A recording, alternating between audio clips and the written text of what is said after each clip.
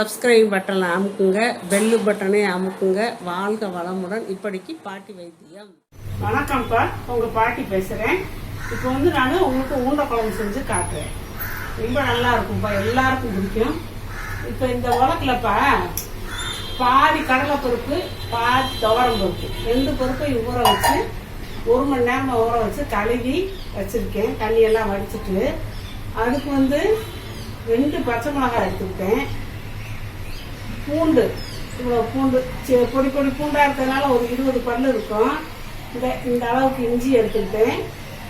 இது சோம்பு 1/2 ஸ்பூனு, இது கறி மசால் பொடி ஒரு 3/4 ஸ்பூனு, மஞ்சள் பொடி ஒரு 1/2 ஸ்பூன் எடுத்திருக்கேன். இங்கே பெரிய வெங்காயம், ஒரு அளவான வெங்காயம் 2 வெங்காயத்தை நறுக்கி பொடியாக நறுக்கி வச்சுருக்கேன். புதினா இலையை நறுக்கி வச்சுருக்கேன். இப்போ நான் ஊண்டையை ரெடி பண்ணிவிட்டு அப்புறம் குழம்புக்கு காட்டுறேன்.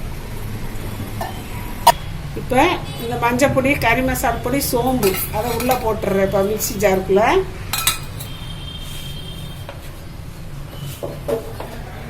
இந்த பூண்டை போட்டேன். இந்த பச்சை மிளகாயை ஒடிச்சு போட்டுடுறேன். மிக்சியில் அரைப்படணும் இல்லையா.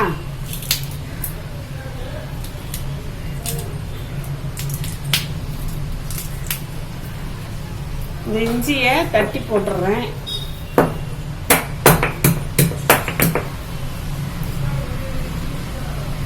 தட்டி போட்டாச்சு. இந்த பருப்பை போடுறேப்பா. பாதி பருப்பை போடுறேன், பாதி அப்புறமேல போட்டுக்கிறேன். கொஞ்சம் ஒரு 1/4 டீஸ்பூன் பெருங்காயம் போட்டுக்கலாம்ப்பா. பருப்பு ஓவர் வாய்வு, அதெல்லாம் அந்த இஞ்சி பூண்டு இந்த பெருங்காயமெல்லாம் சேர்த்தாதான் அந்த வாய்வு கொஞ்சம் பாதிக்காது, உடம்புல நல்லா சேரும். கொஞ்சமாக தண்ணி ஊற்றிக்கிறேன். இப்போ இதை ஒன்றும் அதிகமாக அரைக்கணும்ப்பா, வலுவலுன்னெலாம் அரைக்கக்கூடாது.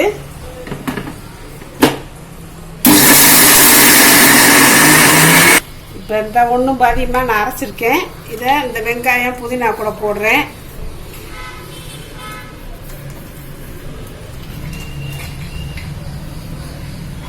இப்போ பாக்கி பருப்பையும் போட்டாச்சு. இப்போ இதில் உப்பு போட்டு அரைச்சிக்குவோம். உப்பு போட்டு எல்லாம் பிணைஞ்சாசுவோம். தேவையான அளவு பார்த்து போட்டுக்கோங்க. நான் எனக்கு தேவையான அளவு உப்பு போட்டுக்கிறேன். அவங்கவுங்களுக்கு உப்பு கூடும் குறையும், அதை பார்த்து போட்டுக்கோங்க. நான் இந்த உப்பை போடுறேன். அதே மாதிரி பருப்பு நான் நிறையா போட்டிருக்கேன்னு எல்லோரும் நிறையா போடாதீங்க. அவங்க 2 பேர் இருந்தால் கொஞ்சம் குறைச்சி போட்டுக்கோங்க. ஆனால் பாதி பாதி போடணும், அதுதான் ரேஷியோ. பாக்கி பருப்பையும் ஒன்றும் அதிகமாக அரைச்சாச்சுப்பா. இப்போ எல்லாம் ஒன்றா போட்டுக்குவோம். இப்போ நம்ம இதை நல்லா பிணைஞ்சிக்கிறணும்ப்பா. எல்லாம் போட வேண்டியதெல்லாம் போட்டாச்சு. இட்லி பானையில் தண்ணி ஊற்றி வச்சுருக்கேப்பா. இதை அடுப்பில் வைக்கிறேன். இப்போ வச்சாச்சுப்பா. இப்போ நம்ம உருண்டையை உருட்டி இந்த தட்டில் எண்ணெய் தடவி வச்சுருக்கேன். வேக வைக்க போகிறேன். ஒவ்வொருத்தரும் வதக்கி செய்வாங்க, அதில் வேற எண்ணெய் ஊற்றணும். அது நம்ம அதில் எண்ணெய் சேர்க்காம நம்ம செய்கிறதுனால வேக வச்சு போட்டுக்கலாம். 2வது வதக்கி போடும்போது ஒன்றா பயந்து போடணும், கரைஞ்சிரும் அப்படி இப்படின்னு. நம்ம இப்படி உருண்டையை உருட்டி அவிச்சு போட்டு விட்டோம்னா பிரச்சனை இல்லை. இந்த அவிச்ச உருண்டையை நம்ம வெறுவாயில் கூட தின்னுக்கலாம், குழம்புல போடாமல்.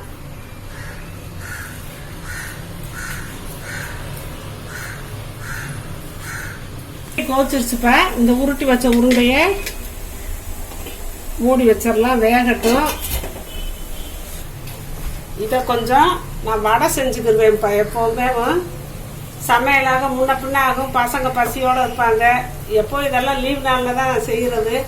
அப்போ வீட்டில் இருக்கும்போது ஆளுக்கு 2 வடையை கொடுத்து விட்ருவேன்.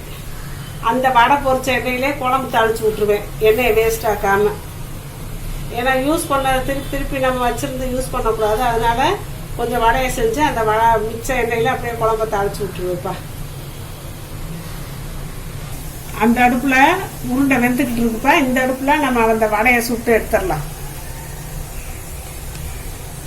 எண்ணெய் காஞ்சிருச்சுப்பா. இந்த ஆவி வருதுல்ல, இப்போ நம்ம தட்டி வடையை போட்டுக்கணும்.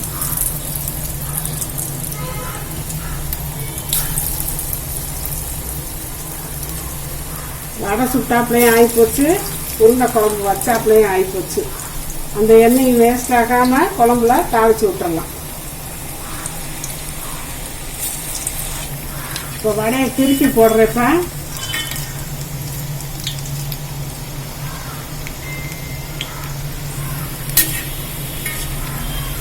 இப்போ ப்ரௌன் கலராக வந்துருச்சுப்பா, வெந்துருச்சு. இப்போ எடுக்கிறேன்.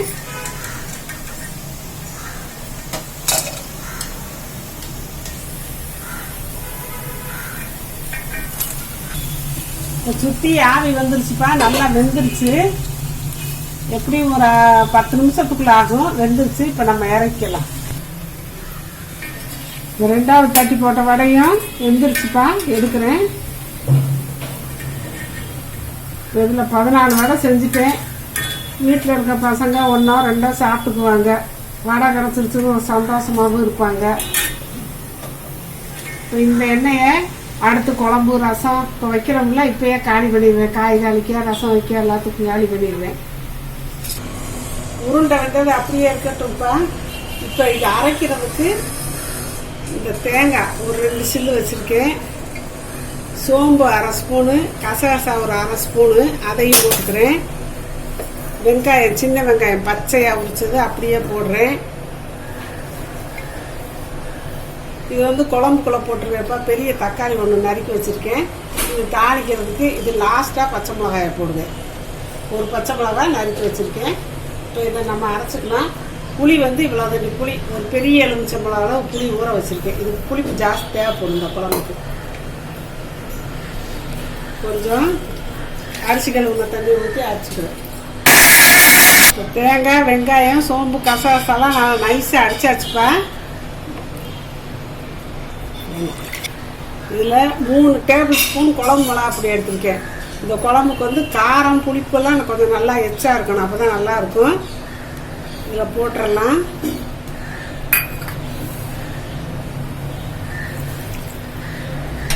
இந்த உருண்டை குழம்புக்கெல்லாம் கொஞ்சம் அகலமான சட்டின்னு தான் நல்லாயிருக்கும். அதனால் நான் இந்த சட்டியில் வைக்கிறப்ப எண்ணெய் ஊற்றிக்கலாம்ப்பா. நல்லா இதுக்கு தாராளமாக எண்ணெய் தேவைப்படும்.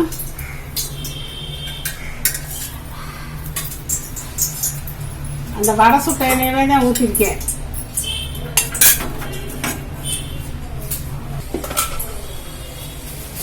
இப்போ தாளிச்சுக்கலாம். இதுக்கு வந்து கடுகு 1/2 ஸ்பூனு, வெந்தயம் போடணும்ப்பா. வெந்தயம் போட்டால் தான் நல்லாயிருக்கும். தாளிக்கும் போது போடுவேன் பாருங்க.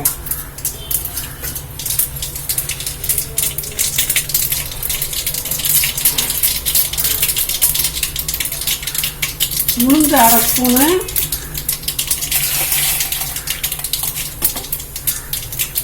வெந்தயம் வந்து ஒரு 3/4 ஸ்பூன் போடுறேன். இப்போ கருவேப்பிலை, இந்த வெங்காயம் நறுக்கி வச்ச வெங்காயத்தையும் போட்டுக்கலாம். இந்த தக்காளி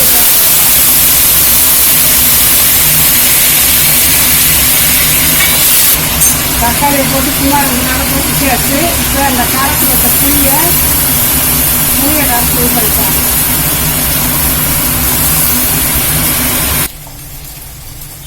புளியை கரைச்சி ஊற்றியாச்சு. இப்போ அந்த குழம்பு பொடி, தேங்காய், வெங்காயம் அரைச்சது எல்லாம் இதுக்குள்ளே ஊற்றலாம். உருண்டையில எல்லாம் உப்பு போட்டாச்சுப்பா. இந்த குழம்புக்கு தேவையான அளவு உப்பு போட்டாச்சு. நான் மஞ்சள் பொடி இதில் போடல. குழம்பு பொடியில ஏற்கனவே மஞ்சள் பொடி இருக்கு. பருப்பு உருண்டையிலையும் நான் மஞ்சள் பொடி போட்டு ஆட்டியிருக்கேன். இது கொதிக்கவும் நம்ம உருண்டையை போடலாம். குழம்பு கொதிக்குதுப்பா. குழம்பு தண்ணியாக தான் இருக்கணும். அது குழம்பு உருண்டை குழம்பு வந்து வேக வேக கெட்டியாயிடும். அப்புறம் ஆற வேற கெட்டியாகும். அதனால் இந்த மாதிரி வச்சுக்கோங்க. இப்போ நான் இதில் உருண்டையை போடுறேன். பயப்படவே வேண்டாம். நம்ம வாட்டில் போட்டுக்கிட்டு இருக்கலாம், கரையாது. ஏன்னா நம்ம வேக வச்சுருக்கோம்.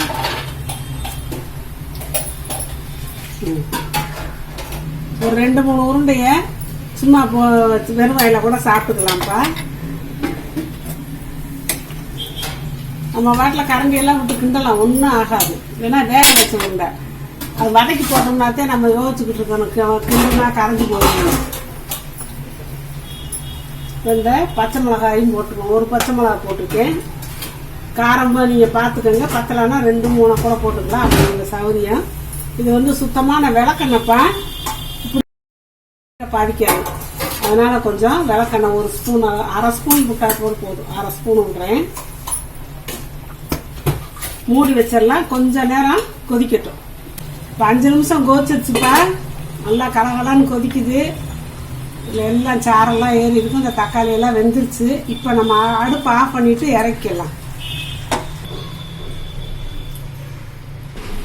உருண்டையெல்லாம் நல்லா வெந்துருச்சு. வெந்தாதான் மிதந்து வரும்.